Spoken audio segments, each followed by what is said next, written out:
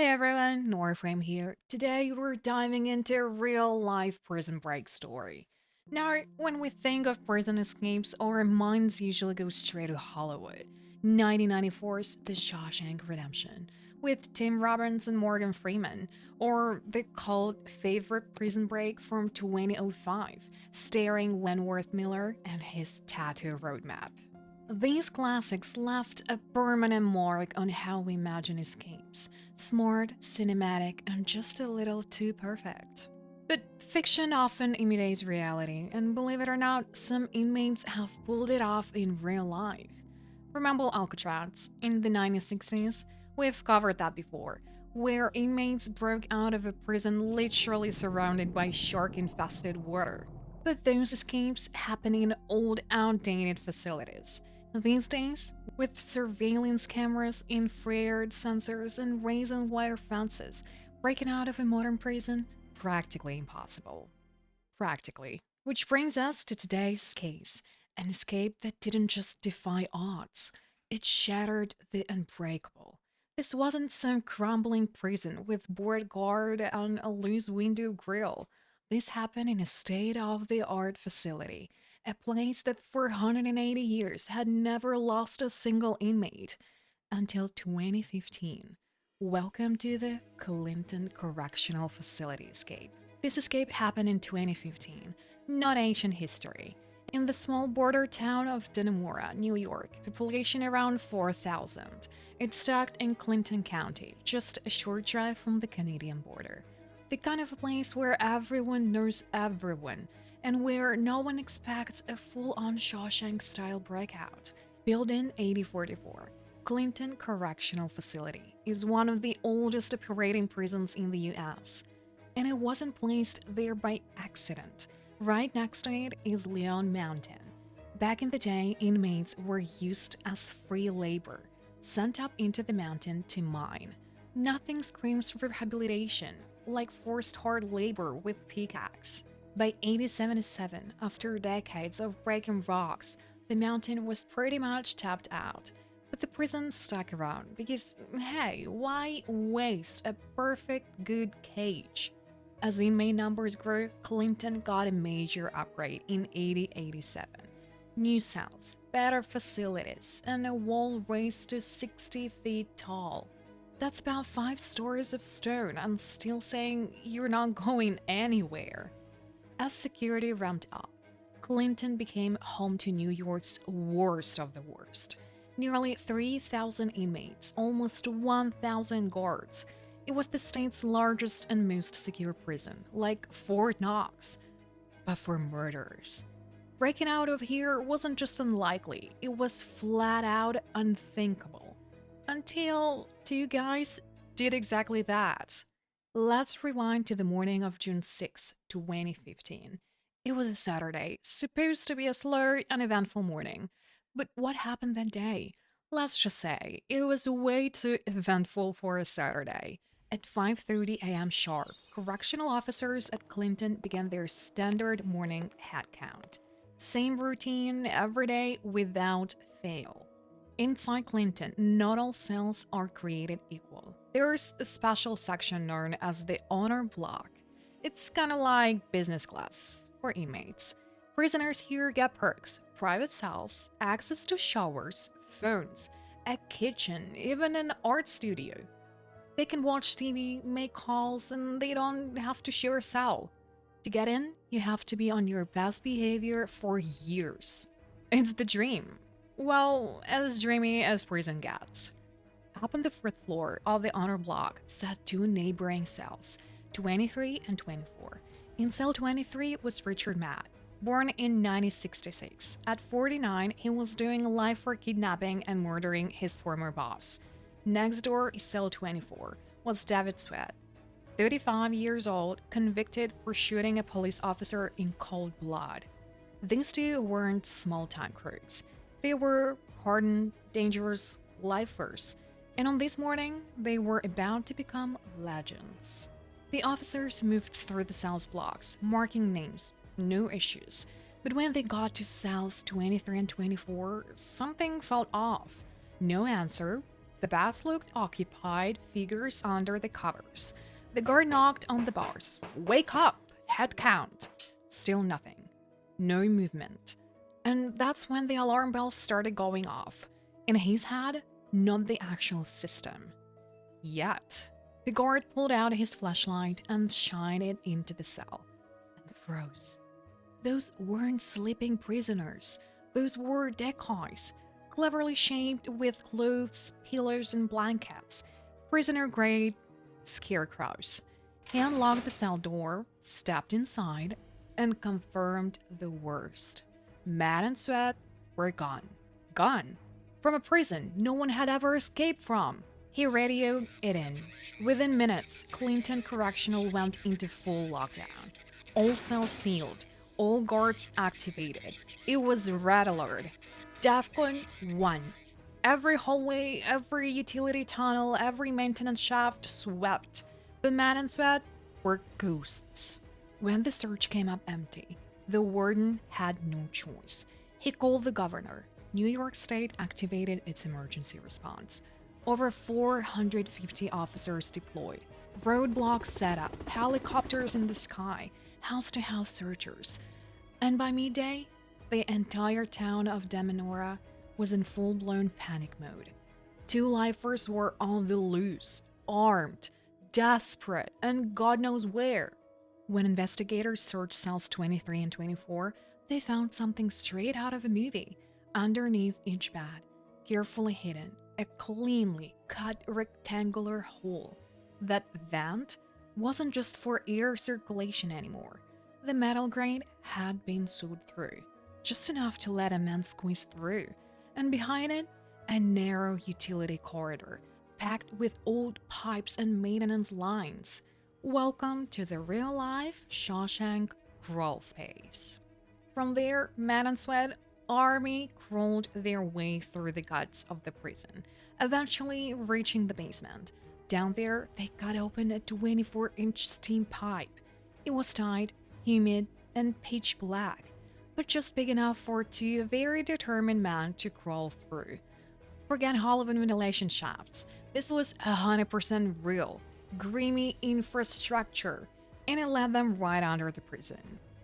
And just in case anyone was wondering if this escape was personal, they left a note, a simple hand-drawn smiley face, and under it, in neat handwriting, "Have a nice day." It wasn't just a taunt, it was a cinematic mic drop. They kept crawling, hundreds of feet, until they reached a vertical maintenance shaft. Beside it, a ladder. They climbed. At the top was a manhole cover. They pushed it open, and just like that, they were outside. No walls, no guards, no fences, just open air. They were 120 meters past the prison wall. Free men.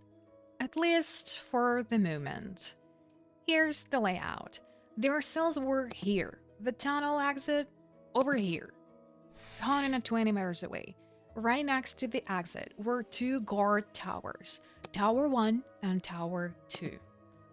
But on that night, neither guard saw a thing. But why? Because Clinton had never had a single escape in its 170-year history. Complacency is a hell of a security flaw. Based on surveillance logs, both Matt and Sweat were accounted for during the final check at 10:30 p.m. on June 5th.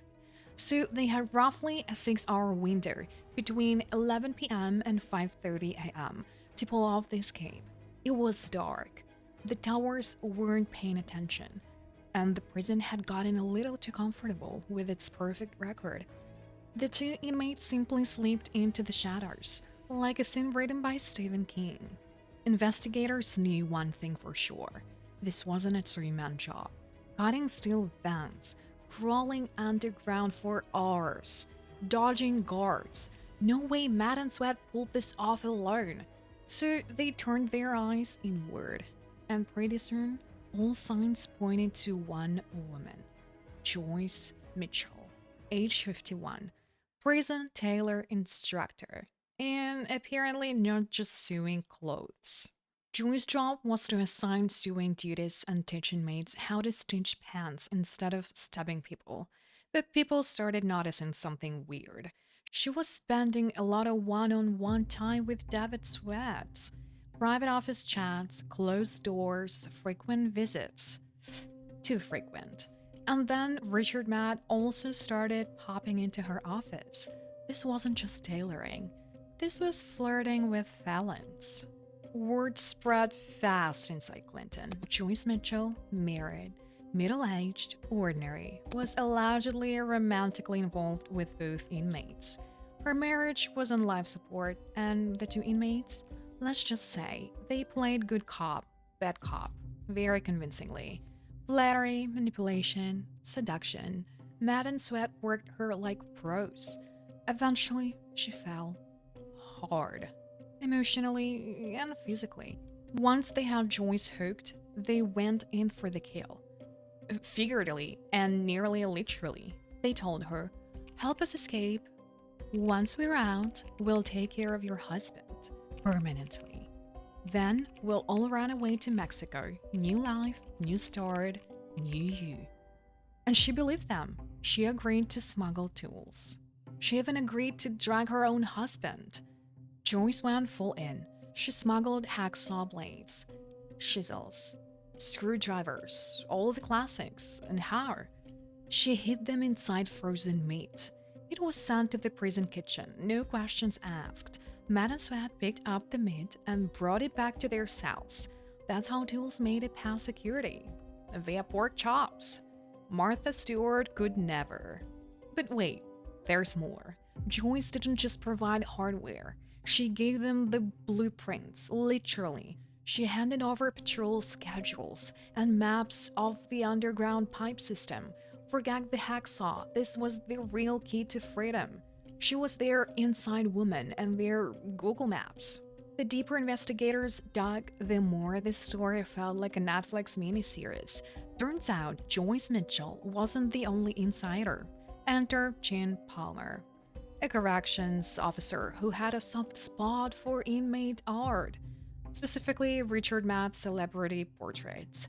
In exchange for paintings, Palmer smuggled in tools, screwdrivers, pliers, and more. He claimed he thought the tools were for stretching canvas and framing art. Turns out they were for cutting through steel and escaping prison. Well, whoops. Extra combination of tools, blueprints, and blind trust from staff. Matt and Sweat spent over 6 months planning their exit. Night after night, after the 10:30 p.m. head count, they'd slip out of their cells through the vent. They'd explore, cut, crawl, slowly mapping the path to freedom. By morning, they'd stuff pillows under the sheets and make it look like they'd never left. The guard never caught on. Turns out, a well-made bed can cover a lot of crimes. To dodge nighttime checks, they built human-shaped lamps out of clothes and blankets. From a few feet away, under dim lighting, it was convincing enough. The guards, they'd pick in, see a shape in the bed, and keep walking. It was the world's laziest magic trick, and it worked. And the timing, that wasn't luck, that was strategy. During winter, the steam pipe they planned to crawl through would have been boiling hot, literally full of scalding steam.